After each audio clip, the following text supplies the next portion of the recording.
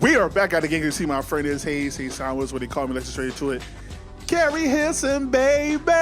Oh my goodness. Keri Hilson that came out of nowhere and did an interview roughly like a week ago. And this is whole controversy about Keri Hilson and Beyonce. You know what? I'm gonna let the video talk about it so I can talk about it. Shout out to Honest Channel. Let's go. Keri Hilson is back in the news and seems to be on a victory lap of vindication involving her infamous diss of Beyoncé. Ciara was also dissed, but of course Beyoncé is the focal point because she's Beyoncé. Now for those of you that don't know, on her debut album titled In a Perfect World was the song Turnin' Me On, a fun R&B song featuring Lil Wayne, which became a top 15 hit in the States. A remix of this track was leaked, which have lyrics assumed to be about Beyonce and Ciara. Your vision cloudy if you think that you're the best. You can dance, you can sing, but you need to move it to the left, to the left.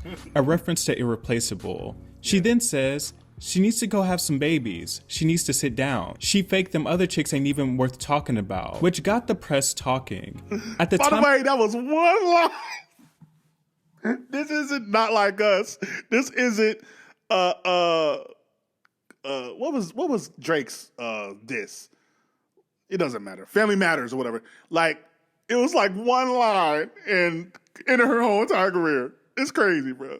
After the remix's release, Keri said, "I'm not jealous of anybody's career. I've worked with Ciara many times. I'm a fan of Beyonce's."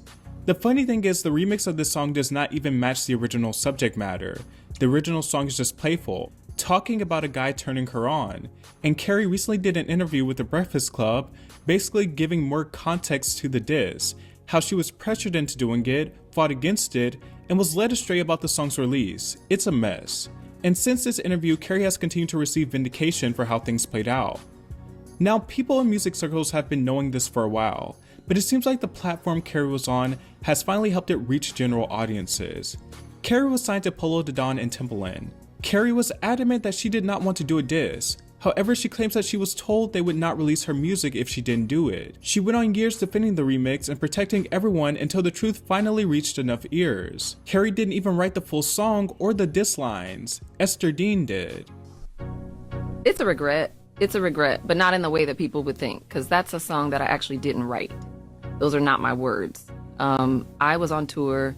Polo wanted me to do a remix to Turnin' Me On. Mm-hmm.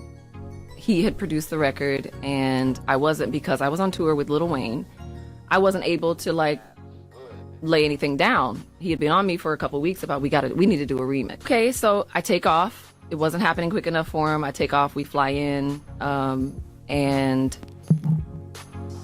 he had another writer in our camp at the time.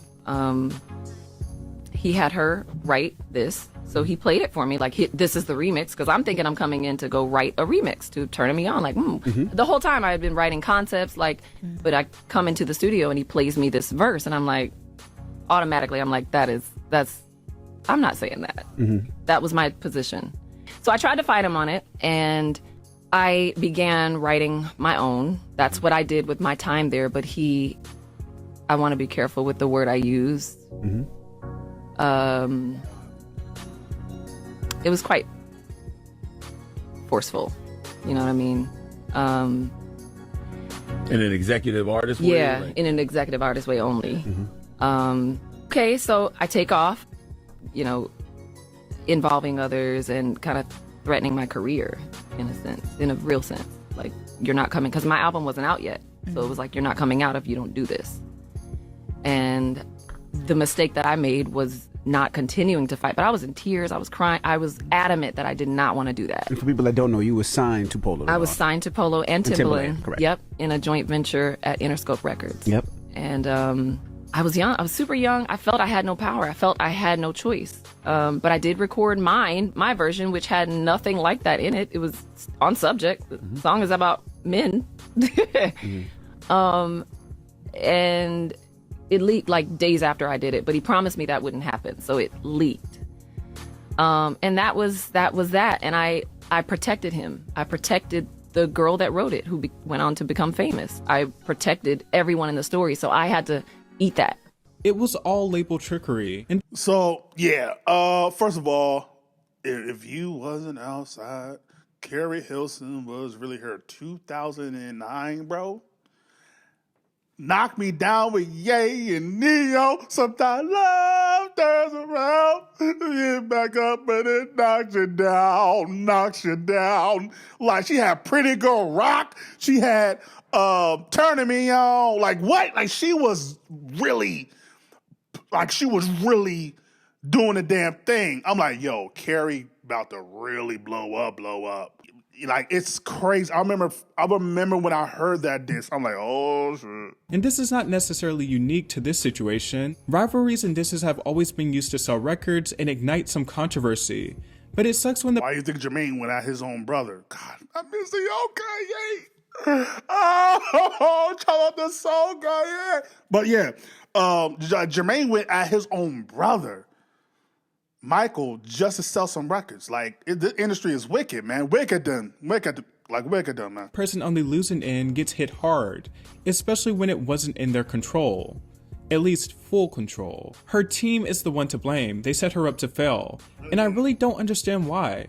Keri had her own wave going on, and I remember her hits being very loved and successful. Esther Dean actually came out and confirmed that she wrote the lyrics and said, and did, it was a hit. Her proudness got her a lot of backlash, and she eventually issued a public apology. I submitted a lot of verses for that remix. One got picked, and it was co-written with Keri. Looking back, it was childish and didn't age well. I see how it hurt people, especially women. Let me do the Jamie Foxx to Braxton. Hold on, Broham. Stop it. Stop with the whole, I understand how it hurt women, and especially, stop it, bro. Stop it, bro. One, it ain't that serious. Two, we don't believe you. You need more people. Wait a minute, who said that again? Oh, yeah. And I take full accountability. I've worked with and supported many women since, but that doesn't erase the moment. Growth is real, and so is this apology. But Keri was not here for Esther making it seem like she corrected this itself, when in reality, Keri only wrote a few lines that align with the original meaning of the song. She even pinpointed exactly which lyrics were written by her. Been getting dollars, bae. Go and get your money up. No, you ain't the only homie on me, line up. The softest section, she said. Lines about a boy, because not only did I strongly disagree with the unnecessary hateful sentiments towards other women, and I've never been a fan of the publicity stunt method, she added that her original objection was that the diss simply wasn't on subject. Keri checked Esther and said, you chose to stay quiet for 16 years, but coming out now, when you felt a portion of the heat I've gotten all this time. And Esther released an entire public statement. Open letter. Not the open letter. Oh, get out of here. I didn't know all this. This is hilarious. Like, son, first of all, who did this? Shout out to whoever did Chat GBT or Word document, whatever you did. This is a word art. Oh my goodness. Oh my goodness. Like, this is crazy. Mr. Dean, for Keri, for creatives, for the record. I've stayed quiet for a long time, but I believe in telling the truth, especially when the internet starts telling its own version of the story. Back in July 2008, I started working with Polo the Don in Atlanta. Later, I moved to LA to write for Polo's artists. Okay, I don't care. I literally don't care. Like, you give me your whole sob story a later time, bro. Like, I don't care. A beautiful spirit, like, I literally don't and care. She deserves grace. She took her lessons, I'll take mine, respect always. Yeah, it's so interesting that literally everyone involved in this diss worked with Beyonce after this incident, and Keri was left in the dust. For those of you that don't know, Esther wrote Countdown, which is a fantastic highlight of B's career. She also wrote Start Over though, which is a total skip. Timbaland worked on Drunken Love and Partition. Polo the Don worked on Bow Down, which is also kind of a diss to the industry. It almost reads like an odd full circle moment. Literally all of the people involved went on to have gigantic careers, long resumes, and Keri was the butt of the joke. It's unfortunate. I will say the framing of the situation is what really annoys me, because a single diss did not derail Keri Hilson's entire career. She had hits after the diss, and arguably her most known song, Pretty Girl Rock, come out after the diss. I don't think the diss necessarily did her any favors, especially given Beyonce's continued success and Keri slipping into the background. It definitely made it easier for people to dogpile on her, but more than anything, Keri Hilson only had 2 albums. She had nothing that she could bounce back with. I think the whole diss drama has become a scapegoat for her music career, at least for the public. It's not the full truth. Ultimately, I don't think this incident should define Keri Hilson or be held over her head. Honestly, I think the lore behind it is much more interesting than what actually happened. I also think Keri has her own light and own work worthy of acknowledgement. Her hit run was nice and she was pretty versatile. From Turning Me On to Knock You Down, from her pop hits with Timbaland, Return the Favor, and The Way I Are, they are sublime dance floor anthems. Obviously, Pretty Girl Rock is a banger. She has songs like Slow Dance, Where Did He Go, that absolutely go off. Her work as a songwriter as well. Loved what she did on Britney Spears' Blackout, Icebox by Omarion, Sierra, Runaway Love by Mary J. She has some credits from the 2000s and 2010s that absolutely bang, not only as a performer but as a songwriter. So I do hope moving forward this conversation becomes less centric to Keri Hilson and that people can move on for once and for all. So shout out to Honest Channel once again. Yeah, so there are a few points I want to talk about. Yeah, I think two things can be true. I think one, Keri definitely has to take accountability for her career, which I don't think she tried to say that killed her career, but she said that she didn't have any regrets. But I think two things can be true. I think her career not going the way it is some on her just as an artist, and some of it is the industry. A lot of it, I think, is the industry. And when you're powerful, definitely by this time, Beyonce fans, they don't want to have that come to Jesus talk. Like, there are a lot of careers that would have went differently if it wasn't for Beyonce. And not in a, oh my God, she's so much better than everybody. That there are a lot of careers. Shout out to A. Marie. There's a lot of careers that might have ended up differently. But Beyonce was a powerful force. Okay? Now, again, it's a shame that she had to do that, and the fact that there are a lot of fans, especially Beyonce. First of all, it's 16 years. I don't even know how you even still hold a grudge. But the fact that she had to do that when she had hits, like every difference if she was a new artist who just went onto the scene and she wanted to make a splash, it makes sense. But she already was established. You had Ye at his height. You had Neo at his height. Timbaland at his height. You had all these hit records. You were on top of the game. Like, in what world did Polo and SD think you needed to even do this? Like, why? Like, it does nothing. Beyonce's not going to retort. So it's not like you can do a Drake, Kendrick Lamar and try to profit off of it. So, like, what was the point of doing that outside of just having some type of vendetta versus Beyonce? Probably.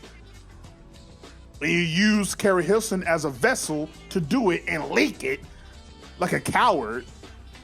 And we get what we get. Now, again, I'm not trying to blame everything on the industry. Again, Keri Hilson is responsible for her career and where it went. And again, I don't understand how she fell off. I really don't get it. Because she's a great writer. She's great at songwriting. Great song maker. I don't understand how she fell off. Like, she fell off a cliff about 2011.